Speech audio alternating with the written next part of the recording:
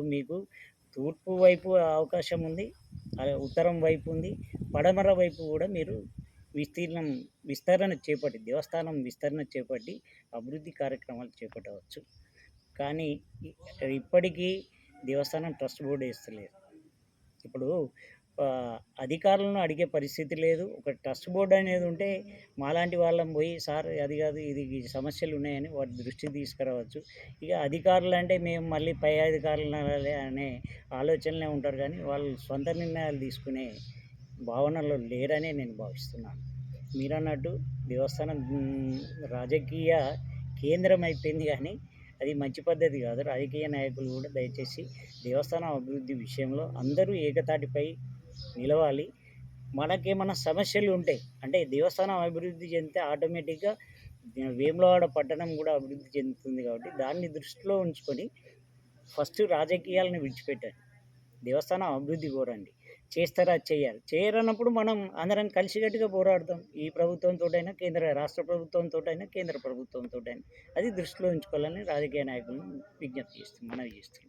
అంటే రాజన్న ఆలయానికి శాశ్వత ఈవో లేకపోవడం, ఇన్ఛార్జ్ ఈవోలు అధికారులు కొందరిని నియమించడం, దాంతోనే అభివృద్ధి కుంటుపడింది. సమస్యలు కూడా కుప్పలు కుప్పలుగా తేలిపోయినాయి అంటున్నారు. దీనికి గతంలో కూడా చాలా సోషల్ మీడియా వేదికలో కూడా హ్యాష్‌ట్యాగ్ అంటే ఐఏఎస్ స్థాయి అధికారిని నియమిస్తే రాజన్న ఆలయ అభివృద్ధి ఒక విజన్‌తో ముందుకెళ్తుంది. భక్తులకు కూడా మెరుగైన సౌకర్యాలు ఉంటాయనే అభిప్రాయాలు కూడా వచ్చాయి. దాని మీద కొంచెం మీరన్నది కరెక్టే. ఎందుకంటే దాదాపు మా చిన్నప్పుడు 450 మందో, 500 మందో పర్మనెంట్ ఉద్యోగులుండ్రి. ఇప్పుడు 60-70% రిటైర్ అయ్యారు గానీ అపాయింట్మెంట్లు లేవు. అసలు అన్నీ ఔట్‌సోర్సింగ్ ఉద్యోగులతోటి నింపారు. వాళ్ళకి ఏం అకౌంటబిలిటీ బాధ్యత ఏముంటది? అసలు అర్థం కాని విషయం. ప్రభుత్వం ఎందుకు ఈ విషయాన్ని గుర్తిస్తలేదో ఆలోచించాలని నేను మనవి చేస్తున్నాను. ఎందుకంటే ఇప్పుడు పర్మనెంట్ ఉద్యోగి అయితే వాళ్ళకి బాధ్యతలు ఉంటాయి. ఉద్యోగ భద్రత కొరకైనా వాని ఉద్యోగాన్ని సరిగ్గా నిర్వర్తిస్తాడు.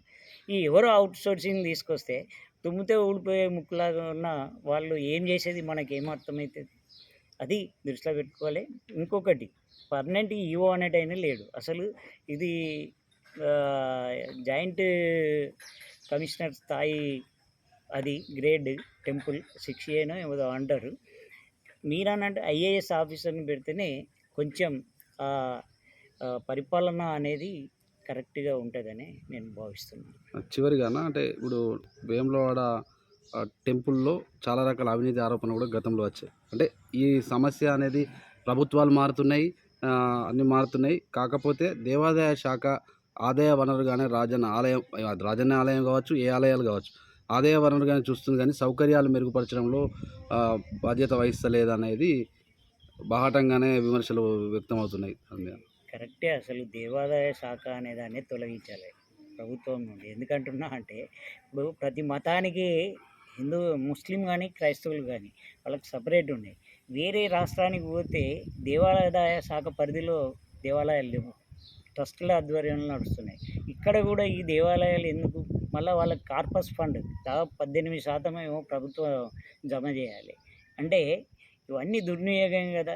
ఇక్కడి నిధులను ఇక్కడనే వినియోగించే విధంగా ట్రస్ట్ అనేది ఇతర రాష్ట్రాలలో ఎట్లుందో అట్లా చేస్తే కొంచెం దేవస్థానం కూడా వాళ్ళు ఈ వచ్చే యాత్రికుల రద్దీని దృష్టిలో పెట్టుకొని సౌకర్యాలు కల్పిస్తారు. కానీ ప్రభుత్వం అయితే ఇంతవరకు ఉన్నాయి కూలగొడుతుర్రు కానీ ఏం కడతలేరు.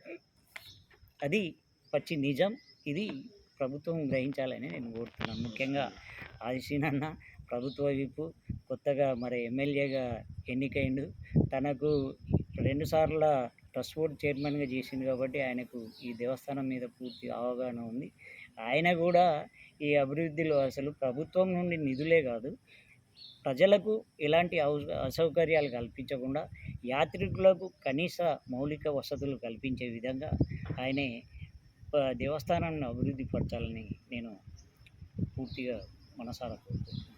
చివరిగా అన్న అంటే ఈ ఆలయ అభివృద్ధికి సంబంధించిన విస్తరణ పనులు కావచ్చు, రోడ్డు వెడల్పుకు సంబంధించిన డెవలప్మెంట్ పని, దీనికి సంబంధించిన ఒక ఇప్పుడు శివరాత్రి అప్పుడు మన సర్వసభ్య సమావేశం పెట్టినట్టు అఖిలపక్షం ఆధ్వర్యంలో ఒక సమావేశాన్ని ఏర్పాటు చేసుకొని బ్లూ ప్రింట్ కానీ ఎన్ని నిధులు వచ్చినాయి అనేది ఒక మీటింగ్ ఏర్పాటు చేయకపోవడం వల్లనే ఇదంతా జరుగుతుందనేది మనం అందరూ మాట్లాడే విధానంలో అఖిలపక్షం ఆధ్వర్యంలో రాజన్న పరిరక్షణ సమితి ఏర్పడిన వ్యవస్థలో చెప్తున్నారు.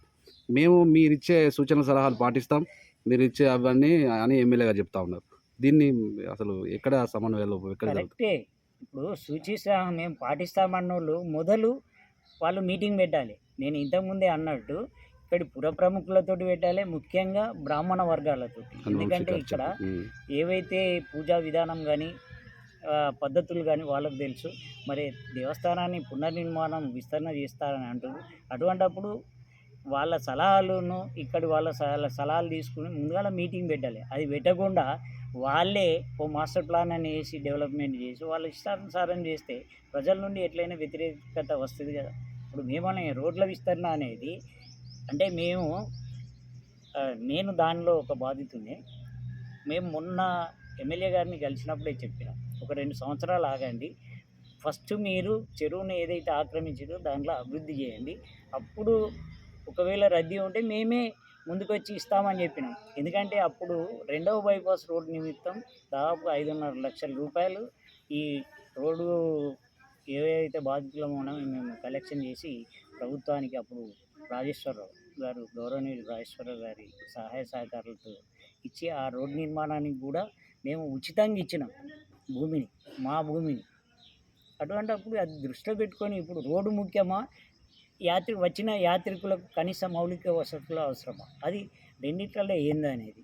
అలాగే ఇప్పుడు చెప్పడం కాదు, బంద్ వాళ్ళు చేస్తున్నారు కాబట్టి మేము మీ సలహాలు పాటిస్తామనేది తప్పుడు నిర్ణయం.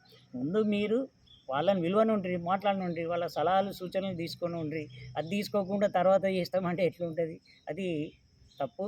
ఇప్పటికైనా ఒకసారి అందరినీ పిలిచి మాట్లాడి వాళ్ళ సలహాలు సూచనలు తీసుకొని ప్రజలకు ఎలాంటి నష్టం కలగకుండానే యాత్రికుల అవసరాలను దృష్టిలో పెట్టుకొని ప్రభుత్వం తగు విధంగా అభివృద్ధి చేయాలని మనవి చేస్తున్నాం. థ్యాంక్ యూ అన్న, మీ విలువైన సమయాన్ని కేటాయించినందుకు ధన్యవాదాలు.